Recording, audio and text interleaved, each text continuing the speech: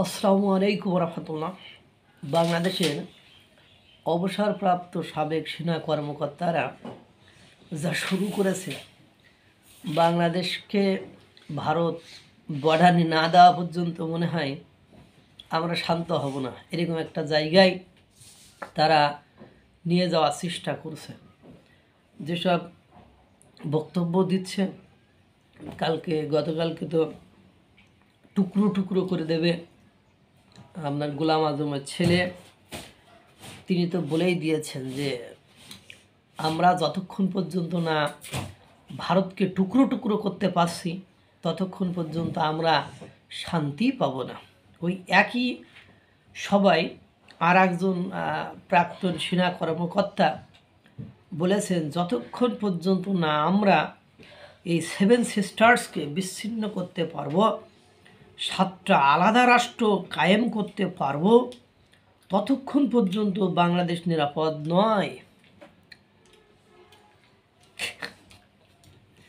মানে বাংলাদেশটারে গোষ্ঠী মারিয়ে কোথায় যে নিয়ে যাওয়ার চেষ্টা করেছে এটা বলার অপেক্ষা রাখে না। বাংলাদেশে বসে এমনিতে 7 সিস্টার্স নিয়ে, চিকেন নেক করিডোর নিয়ে কথা বলাই, সেখানে যে প্রস্তুতি ভারত নিয়েছে, যে পদক্ষেপ নিচ্ছে, যে প্রস্তুতি সহ যে হুমকি ধামকি চলছে, তাতে করে আমরা কত সময় নিরাপদ থাকব এটা নিয়ে শঙ্কিত। এর মধ্যে উনি আবার বলছেন কত বড় মাপের কথা, যতক্ষণ পর্যন্ত না আমরা এই 7 সিস্টার্সকে বিচ্ছিন্ন করতে পারবো, 7টা আলাদা রাষ্ট্র কায়েম করতে পারবো, ততক্ষণ পর্যন্ত বাংলাদেশ নিরাপদ নয়।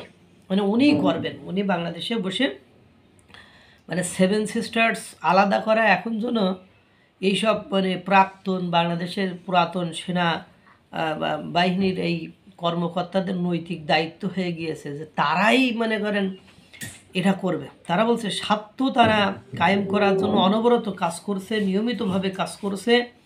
এই জিনিসটা বুঝতে হবে। প্রথমত ভারতীয় দালাল দল তৈরি করেছে, রাজনৈতিক দল, তারা সেখানে শেষ করেনি, প্রশাসনে তাদের লোক ঢুকিয়েছে, পুলিশে লোক ঢুকিয়েছে, তারপরে সেনাবাহিনীতে লোক ঢুকিয়েছে, সামরিক বাহিনীতে লোক ঢুকিয়েছে, দেশের সকল অঞ্চলে তাদের লোক বসিয়েছিল। তারা প্রথমে ভেবেছিল আওয়ামী লীগকে ক্ষমতায় বসিয়ে দিলে অটোমেটিক ভারত সেটা দখল করে দুর্বল হয়ে যাবে, আর দুর্বল হলেই সেটা দখল করে নেবে, কিন্তু সেটা তো পারি নাই। কিছু বুঝতে পারছেন? কেউ বলছে টুকরো টুকরো করে তারপর শান্তি নিয়ে আসবে, কেউ বলছে যে আলাদা 7টা রাষ্ট্র ওদের কায়েম করায় দিতে হবে, পুরো দায়িত্ব নিয়ে নিছে হলো আপনার বাংলাদেশের এই প্রাক্তন সেনা কর্মকর্তারা। এইসব বক্তব্য তারাও তো একটা স্বাধীন সার্বভৌম রাষ্ট্র। এখন তাদের এই স্বাধীন সার্বভৌম রাষ্ট্রের অঙ্গরাজ্যকে যখন আপনি বিচ্ছিন্ন করে স্বাধীন রাষ্ট্র কায়েম করে দিতে চাইবেন, তখন অন্যের স্বাধীনতা হস্তক্ষেপ বা হরণের কারণে আপনার স্বাধীনতা নিয়ে যে টানাটানি পড়ে যাবে, সেটা কি একবারও ভেবেছেন? ওই যে মুখ দিয়েছে বলার জন্য, এই জন্য আপনি বলবেন বয়স হয়েছে, বয়স হলে মানুষ রিটায়ারমেন্টে অবসরে পাঠানো হয়, কিন্তু এই কারণে বুদ্ধি লোপ পায়, বাচ্চা সুলভ আচরণ করে। কিন্তু আপনার বাচ্চা সুলভ আচরণ তো আপনার পিতামাতা দেখতে পারে বা আপনার সন্তান দেখতে পারে, কিন্তু প্রতিবেশী লোকেরা তো আর আপনার বাচ্চা সুলভ আচরণ দেখতে প্রস্তুত নয় বা সেটা মেনে নিতেও প্রস্তুত নয়। এই সব কথাবার্তা যদি বলেন, বাংলাদেশের উপরে যে আপনার বিপদ ঘনিয়ে আসবে, নেমে আসবে, এই বিপদ ঘনিয়ে আসা, এই বিপদকে আপনি কিভাবে রক্ষা পাবেন সেখান থেকে?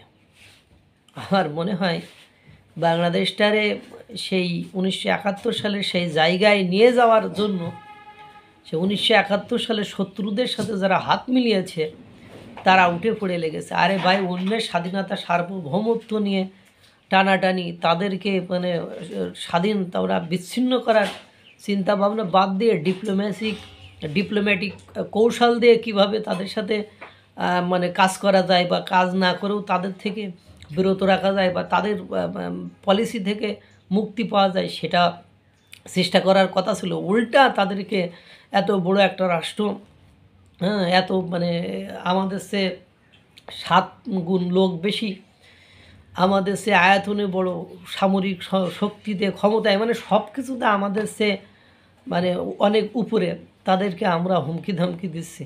আর মানে বোঝার আর ক্ষমতা আমাদের নেই, বোঝানোরও ক্ষমতা নেই।